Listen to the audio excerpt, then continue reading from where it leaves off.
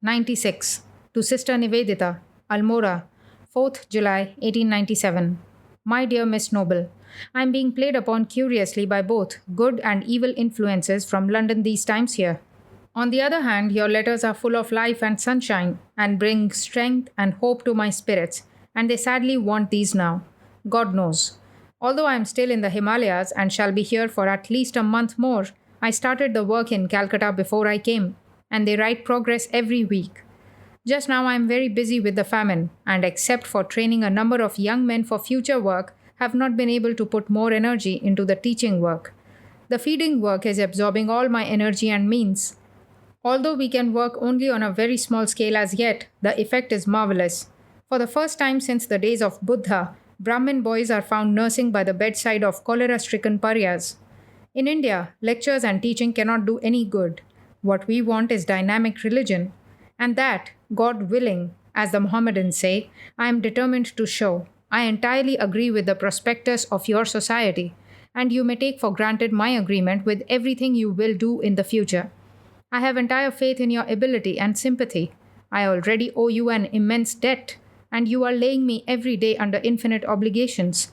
My only consolation is that it is for the good of others. Else, I do not deserve in the least the wonderful kindness shown to me by the Wimbledon friends. You good, steady, genuine English people, may the Lord always bless you. I appreciate you every day more and more from a distance. Kindly convey my love everlasting to, and all the rest of our friends there. With all love, yours ever in the truth, Vivekananda. 97. To Miss Josephine MacLeod, Almora, 10th July 1897. My dear Jojo, I am glad to learn that you have at last found out that I have time to read your letters. I have taken to the Himalayas, tired of lecturing and orating. I am so sorry the doctors would not allow my going over with the Raja of Khetri to England, and that has made Sturdy mad. The Saviors are at Shimla, and Miss Muller here in Almora. The plague has subsided, but the famine is still there, and as it looks, on account of no rain as yet, it may wear yet a terrible aspect. I am very busy from here directing work by my boys in some of the famine districts. Do come by all means, only you must remember this. The Europeans and the Hindus, called natives by the Europeans, live as oil and water. Mixing with natives is damning to the Europeans. There are no good hotels to speak of, even at the capitals. You will have to travel with a number of servants about you, cost cheaper than hotels. You will have to bear with people who wear only a loincloth. You will see me with only a loincloth about me, dirt and filth everywhere, and brown people. But you will have plenty of men to talk to you philosophy. If you mix with the English much here, you will have more comforts but see nothing of the Hindus as they are. Possibly, I will not be able to eat with you, but I promise that I will travel to good many places with you and do everything in my power to make your journey pleasant. These are what you expect. If anything good comes, so much the better. Perhaps Mary Hale may come over with you. There is a young lady, Miss Campbell, Orchard Lake, Orchard Island, Michigan, who is a great worshipper of Krishna and lives alone in that island, fasting and praying. She will give anything to be able to see India once, but she is awfully poor. If you bring her with you, I will anyhow manage to pay her expenses. If Mrs. Bull brings old Landsberg with her, that will be saving that fool's life as it were. Most probably I may accompany you back to America. Kiss Hollister for me and the baby. My love to Alberta, to the Leggets, and to Mabel. What is Fox doing? Give him my love when you see him. To Mrs. Bull and S. Saradananda, my love. I am as strong as ever, but it all depends upon leading a quiet life ever afterwards. No hurly-burly any more. I had a great mind to go to Tibet this year, but they would not allow me, as the road is dreadfully fatiguing. However, I contented myself with galloping hard over precipices on mountain ponies. This is more exciting than your bicycle even, although I had an experience of that at Wimbledon. Miles and miles of uphill and miles of downhill. The road a few feet broad hanging over sheer precipices several thousand feet deep below. Ever yours in the Lord, Vivekananda. P.S. The best time to come is to arrive in India by October or beginning of November. December, January and February you see things all over and then start by the end of February. From March it begins to get hot. Southern India is always hot. V. Goodwin has gone to work in Madras on a paper to be started there soon. V. 98. To Swami Brahmananda, Deoldhar, Almora, 13th July 1897. My dear Akhal, going to Almora from here, I made special efforts for Yogen, but he left for the plains as soon as he had recovered a little. From Subhala Valley, he will write to me of his safe arrival there. As it is impossible to procure a dundee, a carrying chair, or any other conveyance, Latu could not go. Achyut and myself have again come back to this place. Today my health is a little bad owing to this riding on horseback at breakneck speed in the sun. I took Shashi Babu's medicine for 2 weeks. I find no special benefit. The pain in the liver is gone, and owing to plenty of exercise, my hands and legs have become muscular, but the abdomen is distending very much. I feel suffocated while getting up or sitting down. Perhaps this is due to the taking of milk. Ask Shashi if I can give up milk. Previously, I suffered from 2 attacks of sunstroke. From that time, my eyes become red if I expose myself to the sun, and the health continues to be bad for 2 or 3 days at a stretch. I was very pleased to get all the news from the mutt, and I also heard that the famine relief work is going on well. Please let me know if any money has been received from the office of the Brahmavadin for famine relief. Some money will be sent soon from here also. There is famine in many other places as well, so it is not necessary to stay so long in one place. Tell them to move to other localities and write to each man to go to a separate place. All such work is real work. If the field is made ready in this way, the seeds of spiritual knowledge can be sown. Remember this always, that the only answer to those conservative fanatics who abuse us is such work. I have no objection to getting the thing printed as Shashi and Sarada have suggested. You yourselves come to a decision as to what the name of the mutt should be. The money will come within 7 weeks, but I have no further news about the land. In this matter, it seems to me that it will be good if we can get the garden of Christo Gopal in Kosipur. What do you say? In future, great works will be accomplished. If you agree with me, don't let this matter out to anybody either within the mutt or outside, but quietly make inquiries. The work is spoiled if plans are not kept secret. If it can be bought with 15 or 16,000, then buy at once, of course, only if you think it good. If something more is demanded, make some advance payment and wait for those 7 weeks. My view is that for the present it is better to buy it. Everything else will come by and by. All our associations center around that garden. In reality, that is our first mutt. Let the thing be done very privately.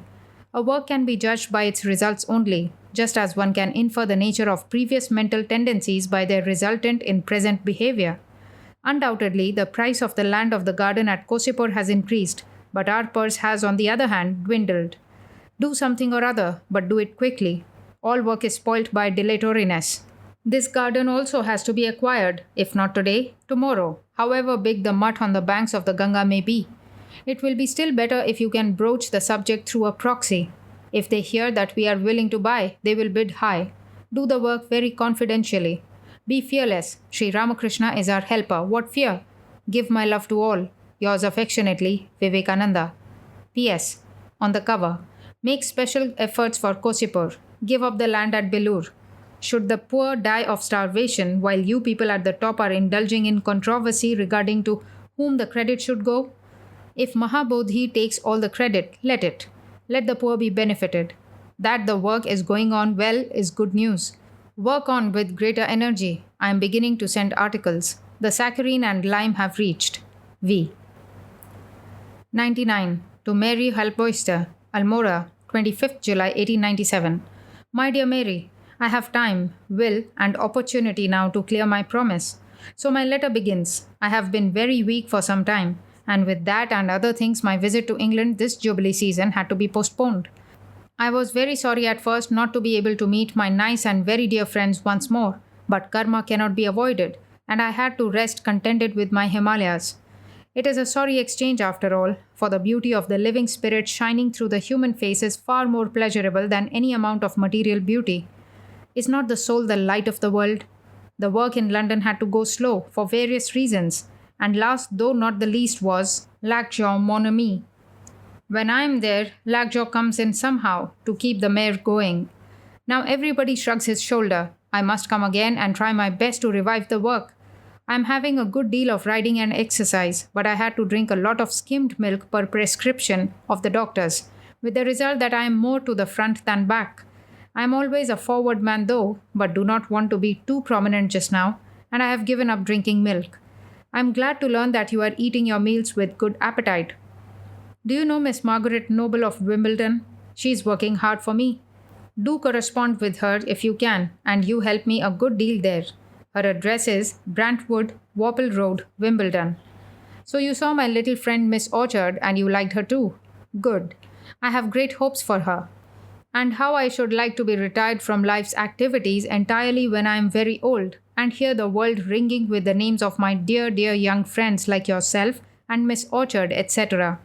By and by, I am glad to find that I am aging fast. My hair is turning grey. Silver threads among the gold, I mean black, are coming in fast.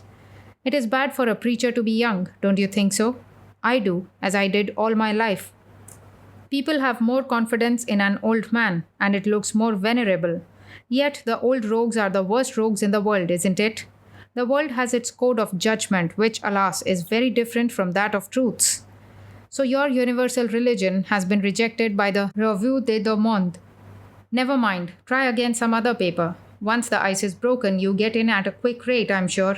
And I'm so glad that you love the work. It will make its way. I have no doubt of it.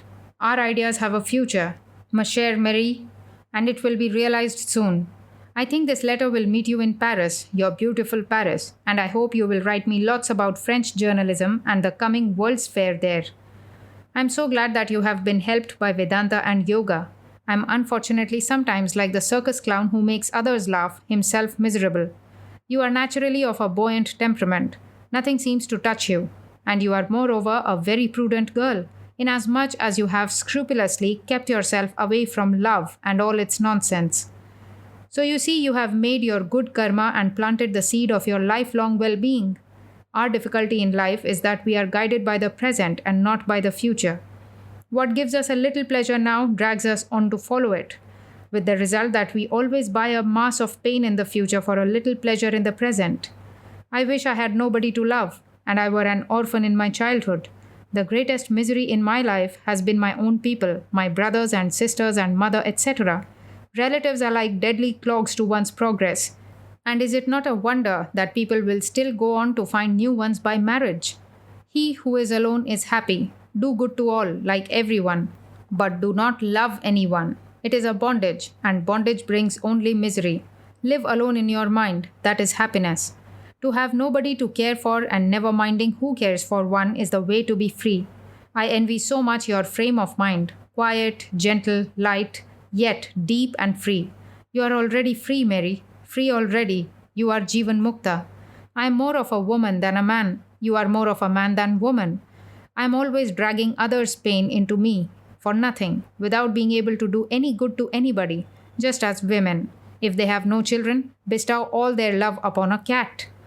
Do you think this has any spirituality in it? Nonsense. It is all material. Nervous bondage. That is what it is. Oh, to get rid of the thraldom of the flesh. Your friend Mrs. Martin very kindly sends me copies of her magazine every month, but Sturdy's thermometer is now below zero, it seems. He seems to be greatly disappointed with my non-arrival in England this summer. What could I do? We have started 2 Mutts monasteries here, one in Calcutta, the other in Madras. The Calcutta Mutt, a wretched rented house, was awfully shaken in the late earthquake. We have got in a number of boys and they are in training. Also, we have opened famine relief in several places and the work is going on apace. We will try to start similar centers in different places in India. In a few days, I am going down to the plains and from thence go to the western parts of the mountains. When it is cooler in the plains, I will make a lecture tour all over and see what work can be done. Here I cannot find any more time to write. So many people are waiting. So here I stop, dear Mary, wishing you all joy and happiness. May you never be lured by flesh is the constant prayer of ever yours in the Lord, Vivekananda. 100. To Swami Ramakrishnananda, Almora, 29th July 1897. Dear Shashi, I got information that your work there is going on very well. Get a thorough mastery of the 3 bhashyas, commentaries, and also study well European philosophy and allied subjects. See to it without fail. To fight with others one requires sword and shield. This fact should never be forgotten. I hope Sukul has now reached there and is attending on you all right. If Sadananda does not like to stay there, send him to Calcutta. Don't forget to send to the mutt every week a report of the work including income and expenditure and other information. Alasinga's sister's husband borrowed 400 rupees from Badridas here, promising to send it back as soon as he reached Madras. Inquire from Alasinga and tell him to send it quickly. For I am leaving this place the day after tomorrow. Whether for Mussoorie Hills or somewhere else, I shall decide later. Yesterday I delivered a lecture in the circle of the local English people, and all were highly pleased with it. But I was very much pleased with the lecture in Hindi that I delivered the previous day. I did not know before that I could be an oratorical in Hindi. Are there any new boys joining the mutt? If so, then carry on the work in the same manner as it is being done in Calcutta. At present, don't use up your wisdom too much, lest it should become completely exhausted. You can do that later on. Pay particular attention to your health, but too much coddling of the body will, on the contrary, also spoil the health. If there is not the strength of knowledge, nobody would care twopence for your ringing of the bell. This is certain. And knowing this for certain, equip yourself accordingly. My heart's love and blessings to you and to Goodwin and others. Yours affectionately, Vivekananda.